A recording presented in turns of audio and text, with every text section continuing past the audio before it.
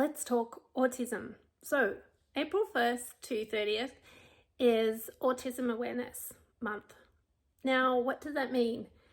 It's a great way to create awareness into exactly what autism is. Now, autism or ASD is autism spectrum disorder, which means that it's a spectrum. Now, I have traits of autism, being told that by specialists. I also have traits of ADHD. So a lot of people have said, you can't be autistic because you're too social. Well, there's this thing called masking. And sometimes when you have reached a certain age, as I have, you have learnt to mask to fit into society because that was the expectation. Now, I am 57 years of age at the time of recording this. And the thing is that when I was little, autism wasn't known as much as it is today. There was information, but it isn't as public as it is today. And that's because a lot of people have worked really hard to raise awareness of exactly what autism is, how vast the traits are of autism, and how different people can have different levels of autism, different traits. Some people have a combination with ADHD or another diagnosis.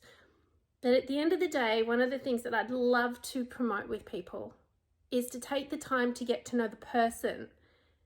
We all have our different and unique ways of doing things in life, and we have our own way of processing information. Like recording this video has taken 4 goes for me to actually do this with something that I'm actually happy to put out there. Why? Because I have other traits such as OCD at times where things have to be just right or it's not good.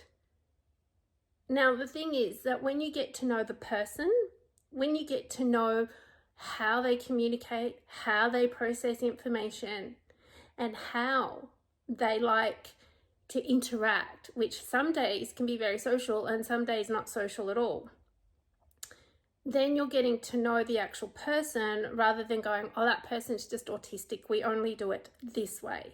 No, not everybody likes things done the same way, whether you're autistic or not. We are all unique individuals. So this month, if you don't know much about autism, if you don't know how it all works for somebody in your life that may or may not be autistic but has some traits, they haven't had a diagnosis, they don't want a diagnosis, they just process information a certain way, they just act a certain way, they speak or interact a certain way. Get to know the person. While labels are handy, they're useful to say quickly, you know, I'm autistic, or I have ADHD, or I have an eating disorder, or I have whatever it is, you know, I'm deaf, I'm blind, like whatever the label is. They're useful momentarily. But when you're working with somebody who is autistic, then please get to know that person.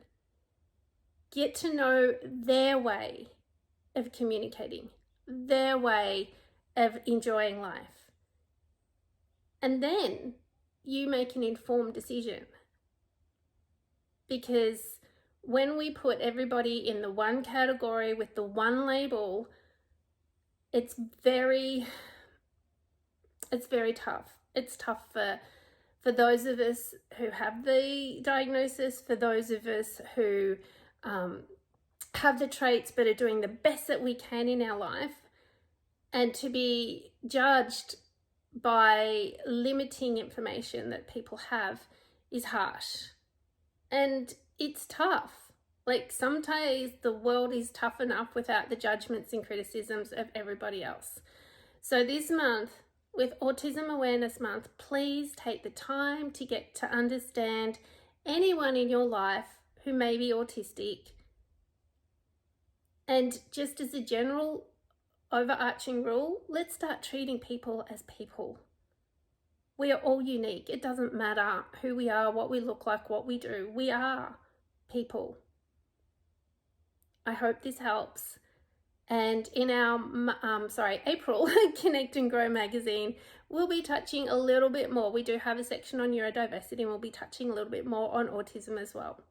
So keep shining bright and keep being the best you can, and take the time this month to understand autism just a little more.